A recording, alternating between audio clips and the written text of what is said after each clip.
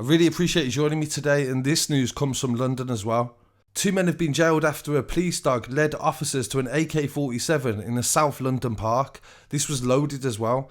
Pervez, 23 years old from Croydon, and Kyle Clark, 25 from High Street, Beckingham, were both sentenced to 8 years at Kingston Crown Court on Monday the 8th of August. Both of the men were found guilty at the same court on the 10th of May to conspiracy to transfer a firearm and conspiracy to possess a prohibited firearm and possess ammunition. Truan Clark was also found guilty of possession with intent to supply cannabis. On the 6th of August last year, officers acting on intelligence were carrying out an operation in South London. They saw Pervez carrying a holdall on Mitcham Common.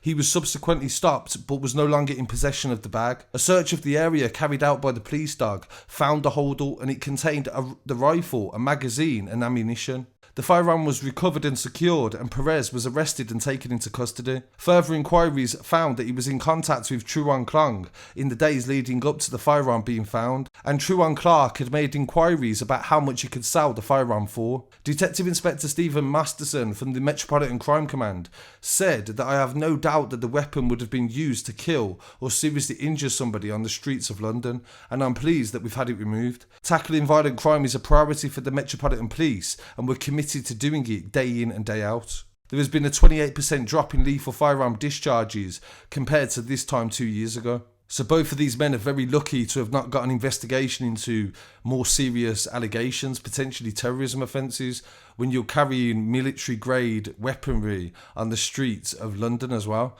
And if I recollect correctly, Mitcham Common is where Sarah Everard went missing. So it's a very popular destination that people travel through a lot. In some other news coming from North London, in an update to a story that I covered the other day, they have identified the 15-year-old victim of the Highbury murder.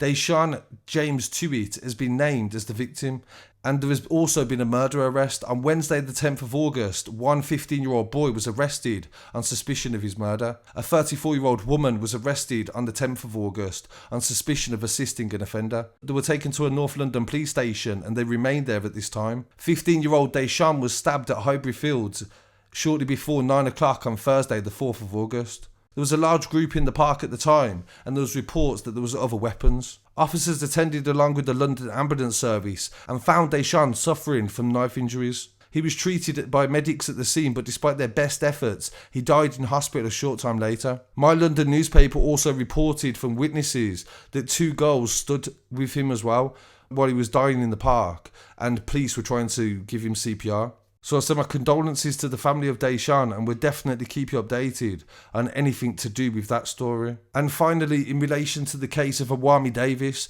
thank you to everybody that has watched this story on TikTok and also on YouTube as well. And police have released more CCTV, apparently from the day that she went missing, showing her in a dark jacket, red t-shirt, light grey joggers, slider type shoes, and carrying a white handbag over her shoulder. She's walking north on London Road, Croydon, away from West London, and this was the last known recorded image of OWAMI. But her family have also mentioned to me that they released CCTV on a street and they said that was the last image, so I'm not sure about the time frame or the day as well. So requesting that members of the public get in touch if they have seen OWAMI as well, and please feel free to get in touch with myself and we'll try to pass the message on to the family and try to find her. It's been over a month now and I've covered this story several times, and I think it's really important, even after the 5 arrests that have been made, that we try to still make an effort and treat her like she's just missing. So really appreciate you joining me for these updates. I'll be back again very shortly with some more news. Please don't forget to like, comment, share and subscribe,